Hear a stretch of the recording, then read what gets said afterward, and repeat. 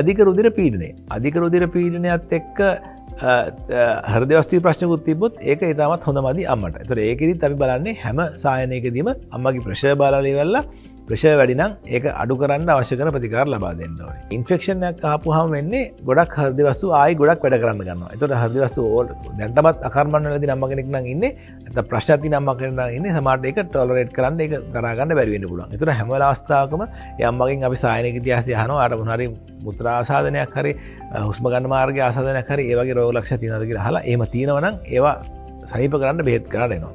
අන්තිම වතාවට අපි බලන්න ඕනේ තමයි අපි එරිත්මියා කියලා. ඒ කියන්නේ heart එකේ ස්පන්දන රටාව. ඒක අපි සාමාන්‍යයෙන් තියෙන රටාවක් තියෙනවා.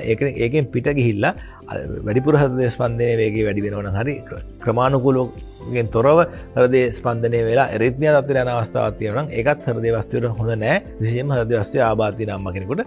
ඉතින් අපි හැමදාම හැම සායනයකම අම්මගේ අර පල්ස් අතල්ලා බලලා කරන පල්ස් එක බලලා මේක රෙගියුලර්ද ඉරෙගියුලර්ද කියලා බලලා ඒ අවශ්‍ය කරන ප්‍රතිකාර අපි කරනවා.